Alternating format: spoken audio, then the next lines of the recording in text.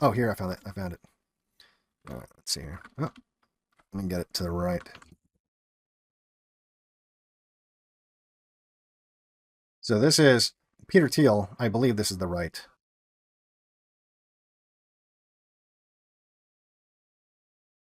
Turn the audio on. Here's him explaining everything I just said. Peter Thiel, the reason you know they're doing it is he tells you they wanted, this was years ago, before he had Palantir doing all this business with the government.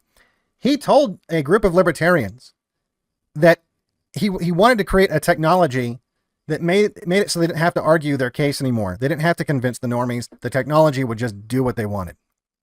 And just, so he's basically explaining that he wanted to do exactly everything I'm talking about right now. Here's co-founder Peter. Hold on, as soon as I get it to work right. What did I mute? Oh, you guys can hear it. I just can't hear it. I think I just turned my volume down. All right, let me play it again.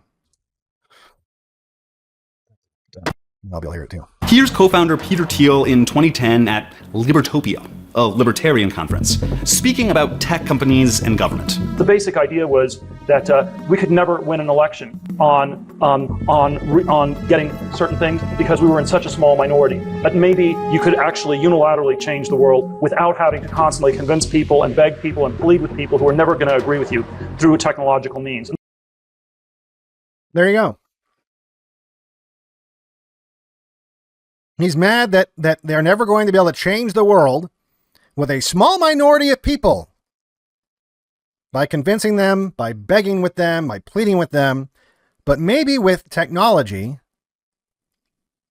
they could achieve the same goal. The basic idea was that we could never win an election on getting certain things because we were in such a small minority. But maybe you could actually unilaterally change the world without having to constantly convince people and beg people and plead with people who are never going to agree with you through technological means. And this is where I think technology is this incredible alternative to politics.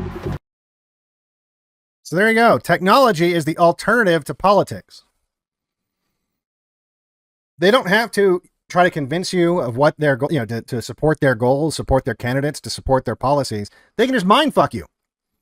They can just govern by algorithm. So that's quite literally what, and look, it's not Peter Thiel that thinks this alone. It's Mark Andreessen. It's Elon Musk. It's all of these people. It's all these, when people talk about the PayPal mafia or the Silicon Valley types, this is how they all think. They think they're better than you, smarter than you, richer than you, and that they shouldn't even have to figure you into the equation. They should be able to just do whatever they want. And which, by the way, under other circumstances, I would be okay with having an elite and having an underclass. I've said this before, not everyone is equipped to do self-governance, and that includes white people. Not everyone is capable of self-governance, and that's why democracy, the way especially it is set up in America today, is a failure. It's an obvious failure. It's collapsing in on of itself right now. We're in late stage democracy right now. I think the Republican form of democracy was a lot better, because then you have, okay, you get to vote for your guy, right? Basically you're voting for the patriarch of your community. You're voting for, in this community, who's the smartest guy that we can all agree is like, that's the guy we should send to Washington and look out for our interests here in this tiny little town in Ohio or whatever, right? That makes sense. That makes sense, because that kind of voting on that level, everyone can handle that. People can handle knowing who's the best guy. Like, everyone can handle who's the smartest kid in the class. Like, that's the vote you're asking them to cast. And then you have that guy do it. Are they always going to do the right thing? No, but that's okay. Because if he sucks, you can just, oh, well, we made a mistake with that guy. He might've been the smartest guy. He's kind of evil. So let's get someone else. The idea is good. The idea is good, but it's kind of turned into like this clusterfuck. And you can't trust the people that are going to Washington anymore. You don't even have communities anymore. In fact, many senators aren't even from the places they represent. It's kind of changed. It's kind of acted like pro sports at this point, where instead of having a team of people that lived in your community, like it's guys you went to school with, and you're like, yeah, I know Timmy. Yeah, hit the ball, Timmy. Woo. It's just some random fucking nigger from Nigeria that can run fast that they put on the team. Right? It's the same sort of thing when it comes to politicians representing areas that they've never even lived in before. because it's just a career now. So unfortunately, the system is completely broken down. So I can sort of understand, I can sort of sympathize with the sentiment that, yeah, we should have an elite.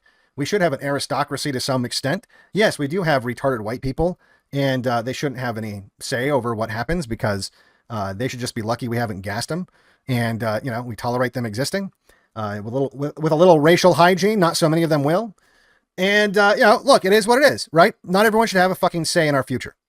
And so I get it. But these guys are the last people, some fucking faggot with a Jewish husband who bought babies, who just did some 4-part series on the Antichrist. He did. I don't know why. Like, that seems an odd thing to do. Sold out, closed event. 4-part series talk on the Antichrist. Peter Thiel. Anyway, I don't want that guy making technology that's going to be the alternative to politics. And unfortunately, that's the kind of sicko fucks that we have in charge of the technology. And that's where, I'm going to touch on this briefly, but I want something I want you guys to think about is one of the issues with this AI technology is as it gets more complex, just like all these data points we talked about tonight, it seems overwhelming. Like, oh my God, it would take an AI to be able to look at all these data points and make them useful and to usefully run campaigns that would mindfuck people into believing certain things and whatever. It quite literally, it's already so complex that it would be impossible for a single person or maybe even large groups of people to successfully run campaigns like this. Like, it almost takes an AI, certainly to, like I said, have 300 personal relationships online with people simultaneously. Like, no one person could do that.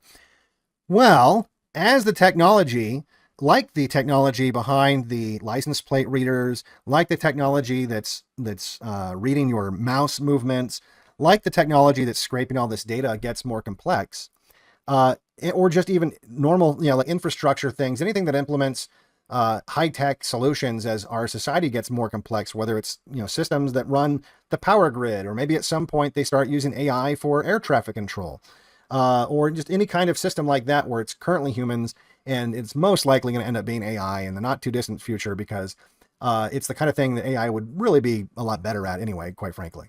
And so you start implementing all these systems, and these systems will start to get so complex that we will need AI to manage the AI. Because we won't, not only are the systems too complex, and some of these systems are already like this, they're already too complex. Like, I believe the routing of internet connections for the world is largely done by AI now. And it's such a complex system, like no one human can wrap their head around it. And you're going to have more and more systems like this, where you're going to have all these systems administered by an AI, specific, and not just administered, but maintained, updated, upgraded by AI.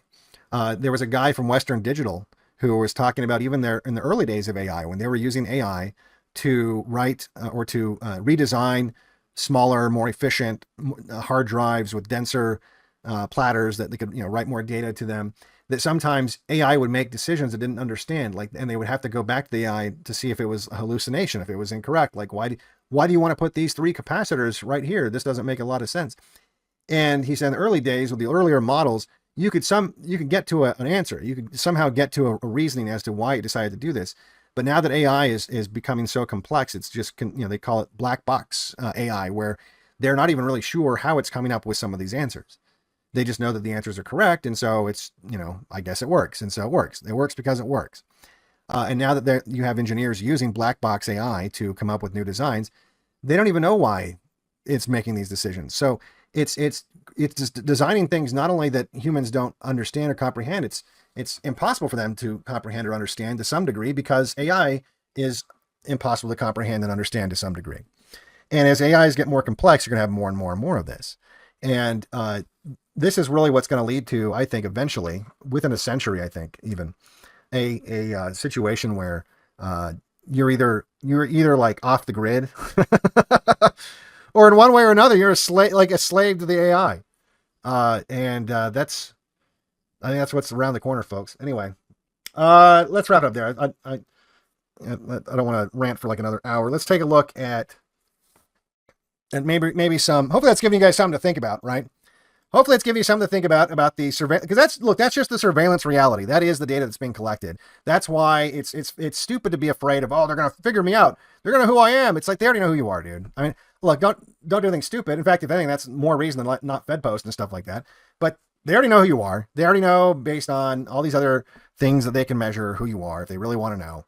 But also that's why you shouldn't be super afraid of IRL activism. I'm not, again, nothing illegal. You don't want anything illegal or anything like that. But if that's what's stopping you, is, oh, they're going to get my picture. It's like, dude, they have like a 3D model of your head. Okay. Like right now, like they already have it. So anyway, first things first, we'll do the Odyssey chat. Love and a Vision, the only adopter of the Odyssey chat money thing. Love and a Vision. Where's the button not working? There we go.